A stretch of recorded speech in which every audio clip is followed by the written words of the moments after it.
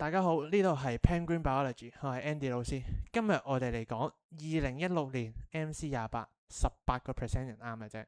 呢條題呢係關於我哋嘅第8課 Transport in Humans 嘅。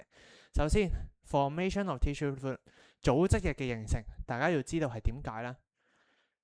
血液會由動脈端 arterial end 繼續向靜脈端 venous end 行嘅。OK， 呢個係血流嘅風向。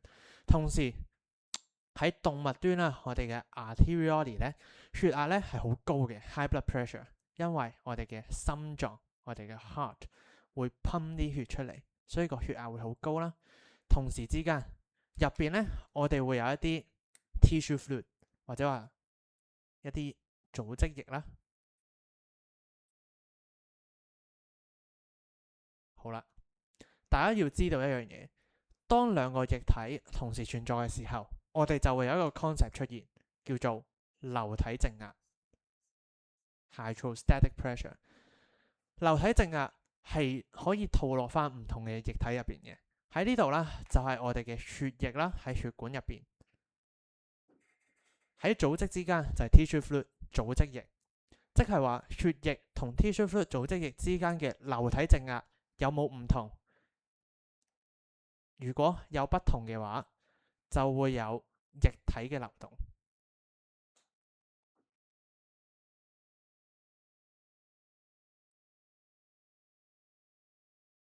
好啦，知道咗呢樣嘢有咩用呢？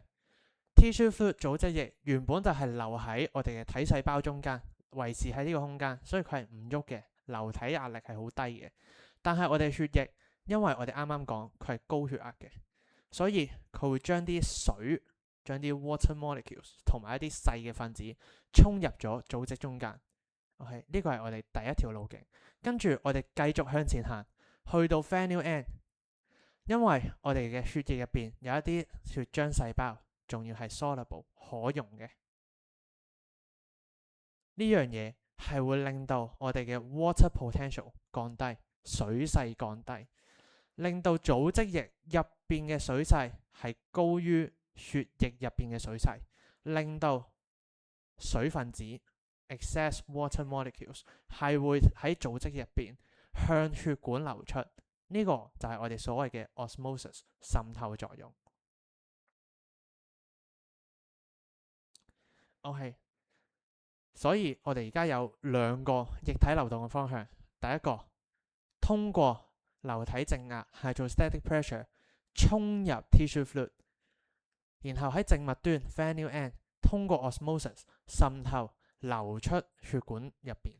好啦，第二樣，好似我哋啱啱所講，液體嘅移動係會導致流體靜壓嘅出現，所以呢一個移動 process 同樣關乎我哋嘅流體靜壓時，液體會由咁樣衝過去啦，咁樣向血管衝過去。水呢會有移動，同時之間會令到產生咗好似我哋血液崩咁樣，會有流體壓力出現。OK， 於是乎令到一啲水都通過流體靜壓入去，呢條係我哋嘅 lymph vessels 乳微管。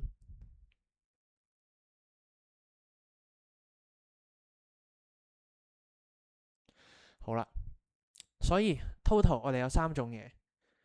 第一個，血液流向 tissue fluid， 呢個係關乎我哋嘅流體靜壓時 hydrostatic pressure。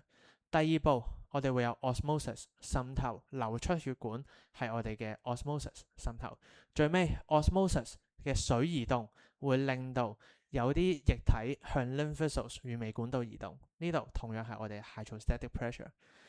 所以呢，其實我哋淨係得一個位會有 osmosis， 其他都係我哋嘅 HP hydrostatic pressure， 淨係得一個位會係 osmosis 滲透，就係出血管，或者話我哋叫入血管啦，淨係進入血管。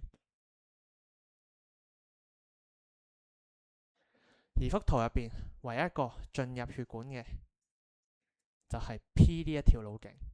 好啦，所以呢，我哋退翻落我哋嘅選項入邊 ，P 度 osmosis 滲透作用嘅係 A 同 C 啦。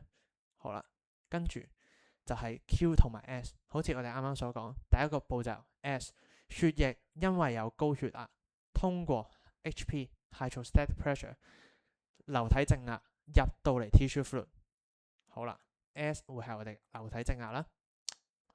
跟住去翻 Q 呢度 ，osmosis 嘅移動會令到 HP 產生向 lymph vessels 入邊行，就係我哋嘅 hydrostatic pressure 流體靜壓。所以呢題咧就會揀 C。